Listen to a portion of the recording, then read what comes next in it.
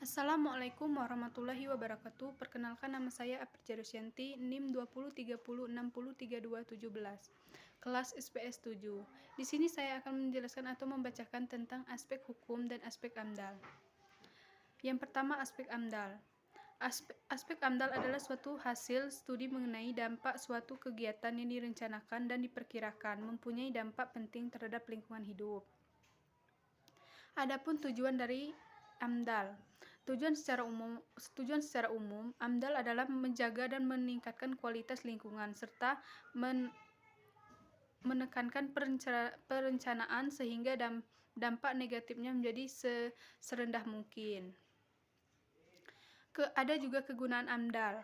Kegunaan AMDAL sebagai dokumen penting. Laporan AMDAL merupakan dokumen penting sumber informasi yang detail mengenai keadaan lingkungan pada waktu penelitian proyek dan gambaran keadaan lingkungan di mana proyek itu dibangun.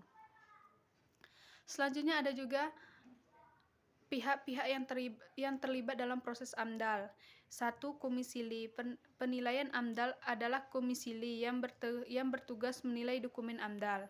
Yang kedua, pemarkarsa adalah orang atau badan hukum yang bertanggung jawab atas atau suatu rencana usaha dan atau kegiatan yang akan dilaksanakan. Yang ketiga, masyarakat yang berkepentingan adalah masyarakat yang terpengaruh atas segala bentuk keputusan dalam proses AMDAL. Selanjutnya, dalam PPSI tahun 1993 ditetapkan 4 jenis studi AMDAL, yaitu 1. AMDAL proyek, 2. AMDAL terpadu atau multisektoral, yang ketiga AMDAL kawasan, yang keempat AMDAL regional. Hal-hal yang dikaji dalam proses AMDAL adalah aspek kimia, fisik,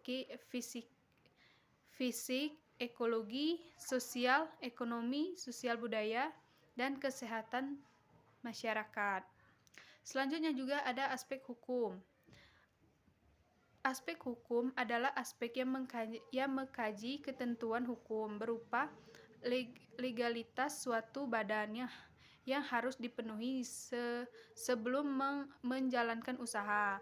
Aspek hukum dalam studi kelayakan bisnis masyarakat menyangkut pada semua hal terkait legalitas rencana bisnis yang hendak dilakukan oleh perusahaan. Yuridis adalah hukum atau peraturan yang wajib yang dipenuhi oleh masyarakat, baik secara tertulis maupun secara lisan. Tujuan dari aspek yuridis atau hukum adalah untuk menilai keabsahan, kesempurnaan, dan keaslian dokumen-dokumen yang dimiliki.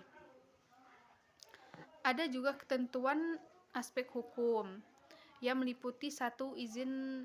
Izin lokasi, 2. Aspek pendirian, 3. Pengesahan surat pendirian perusahaan dan pengadilan, yang keempat nomor pokok wajib pajak atau NPWP, yang kelima surat tanda daftar perusahaan, yang keenam surat izin tempat usaha dari pemerintah daerah setempat, yang ketujuh, surat tanda rekanan dari pemerintah daerah setempat. Yang ke-8, surat izin usaha perdagangan SIUP. Ada juga bentuk-bentuk legalitas perusahaan aspek hukum. Yang 1. Nama perusahaan, 2. Merek, ketiga surat izin perdagangan, yang keempat izin surat industri.